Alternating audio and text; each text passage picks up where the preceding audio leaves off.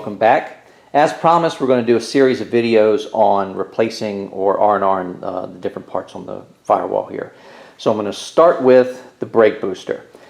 Now, depending on what vehicle you have, I've noticed on like the, at least on the Hurst Olds, the 442s, they all come with a dual diaphragm brake booster. There's another style, single diaphragm, and that's a little bit smaller. It's kind of flat, like a pancake almost. So make sure if you're replacing one of these and you're keeping everything stock, that you pay attention to which one you're getting, because this one seems to be the more popular one. And if you're not paying attention, if you have a single and you order a dual, this is what you're going to get versus what actually went in the vehicle. So if you're doing this from start to finish, the whole car's together, first thing you're going to do is loosen these two nuts, take them off, and then the master cylinder will be able to be pulled forward because you've got the coil brake line that go down to it. It's going to hold it in place, so you can basically just pull it forward out of the way so it clears this, and then this way you can take this entire thing out as a unit. So now we're going to go inside the vehicle and look at the mounting from inside. Okay, so now I'm inside the car. I got a ratchet with an extension, 15mm socket on a swivel. You're going to need that. It's got to be deep to be able to get to those nuts. Set of needle nose pliers and some side cutters, and you'll see why I need those in a second. So let's look underneath and find where the booster is at. So there's the booster up in there connected to the brake pedal, and you can see the boot that goes over the plunger. And it's connected by 4 studs that have nuts on it on either side. The reason for the side cutters, let me see if I can get this over here and show you.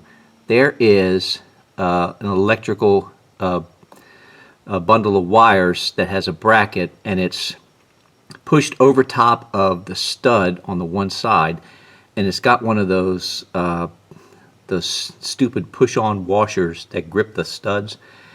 And these things, if you've ever replaced new rotors on your car, you'll know exactly what these things are, and sometimes they can be a pain in the butt, and especially up here in this tight recess where this thing is at, it's just a horrible spot to try to get up in there and get it off and keep the thing from ripping in half. So what I'm going to do is just grab it with a set of side cutters, and then once you grab onto it and get a good purchase, you kind of twist it, and hopefully it'll rip the metal or snap it, and then you can just pull the stupid thing off. And then when I put the little bracket back on, maybe I'll just use a nut or something and just run a nut down over top of it and have it on there instead of having that stupid thing. That way it'll make it easier. If I ever have to take it off again, I won't have to fight that. So let's see if I can set this camera up somewhere so you can actually see what I'm doing. This is tight quarters, so I'm going to try to show you what I'm doing here. Let's see if we can get this thing out of here with the least amount of effort and pain. I hate these little things. There it is. So once you snap it, makes it very much easy to get out. And there it is. Hate that thing. Gone. Now we can get on to using the deep socket and just run out those 15mm nuts, and then disconnect the plunger, and we'll be ready to go. Okay, let's get that small cotter pin off. So you might be thinking, you go in there and you grab the loop from the front and you try to hold on and pull it out, and it never works. In a case like this where you really, it's so tight you can't get to it, I found the easiest thing to do, and I like using the needle nose just because it has a nice flat base on the back, and I've got a handle to hold on to make it steady.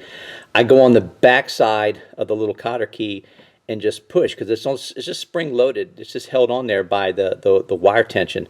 So push it from the back side and it'll pop right off more times than not. So let's see if I can get up in there, push it from the back.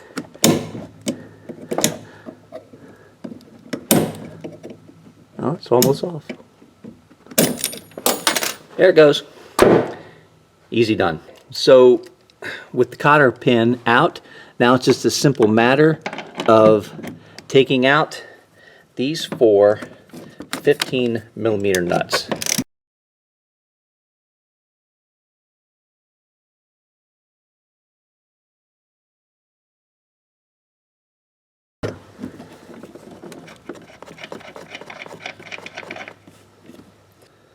There you go. So these are lock nuts. So when these come off, make sure you don't get these mixed up with something else. Make sure these go back on. They're going to hold the nuts in place. So I got 3 more to go, and then the booster will come out from the other side. Okay, so now all 4 nuts are removed, and the booster's just sitting in there now. Only thing we have to do is get the plunger side of the booster off of the peg up here on the brake pedal. So sometimes this can be a bit of a booger because everything has like a little bit of surface rust on it, and it's been together for so long. Sometimes these things will be really tight coming out. So I'm going to show you what I like to do to kind of give myself a little bit of an advantage, because the booster plunger is on that pin and it needs to go that way to come off. Well, that doesn't have a lot of movement sometimes, so it makes it difficult to get that off. So since the booster is loose, I'm going to give myself a little bit of an advantage. I'm going to go outside the vehicle and I'm going to grab the booster and I'm going to cock it so that the 2 studs on this side pull out a little bit, and I'm going to cock the whole booster sideways, so that way it gives that a little bit of room to be able to go that way, and then I'll pry it off.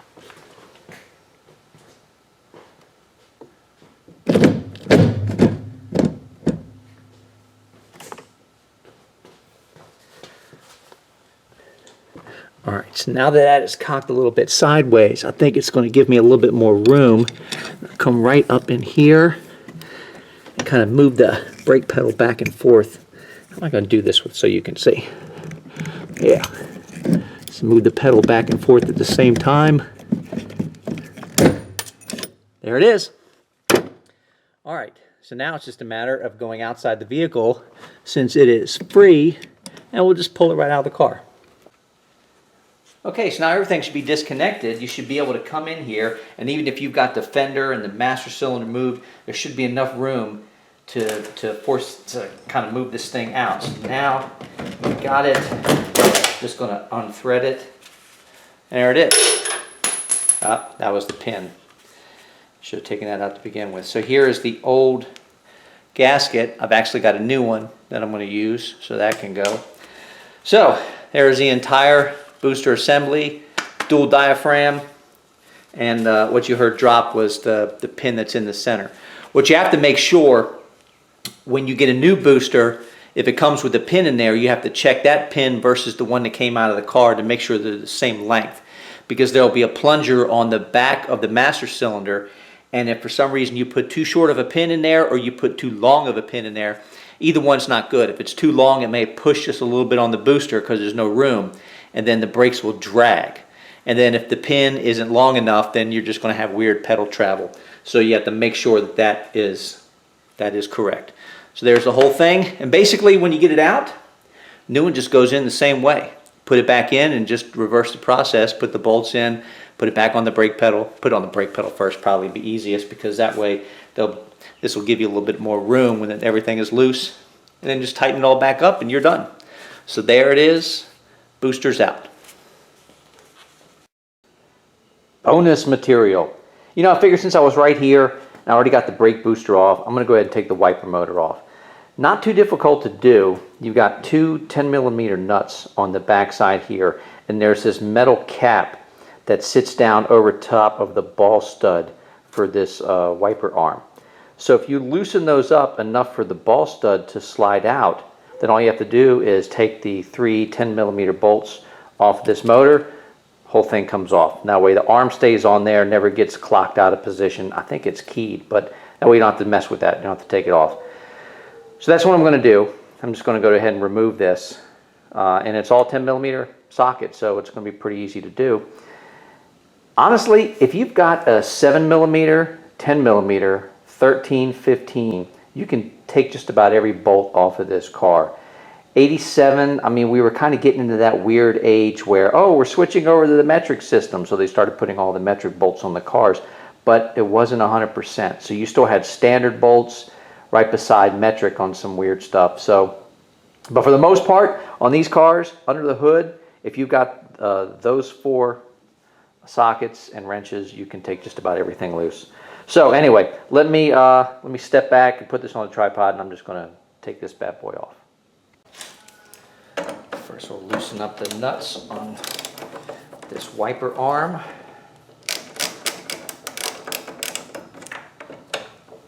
Don't have to take it off, you just got to get it loose enough, and it's going to slide out. Get right to the top of the stud. I think ought to work. Yeah, easy enough. And then the same 10mm socket will just come around here onto the front side. We'll take these off.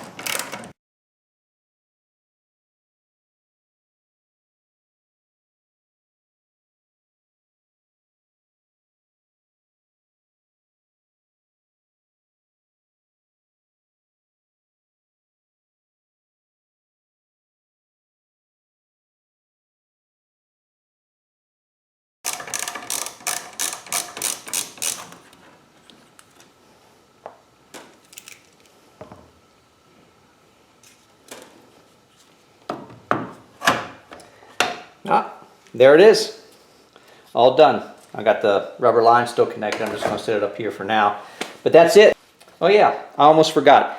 These bushings that are on the end of the mounting points, these are isolator bushings. They're rubber bushings with the metal through the center, and that kind of isolates some of the vibration of the wiper motor out from the bracket that it's bolted to. So for some reason these are deteriorated. You can get these through G-Body Parts, and I think Mike's Monty's has them too. Probably more places than that, but they're not that expensive, and if for some reason these are messed up and you need to replace them, you can, because they sell them. So anyway, that's it for now. I got the booster out, wiper motor's off. I'm going to sit that up here for the meantime, and then I'll have to get out the transmission stuff for the wiper arms, but then it's on to the AC box, I think. Anyway, see you next video.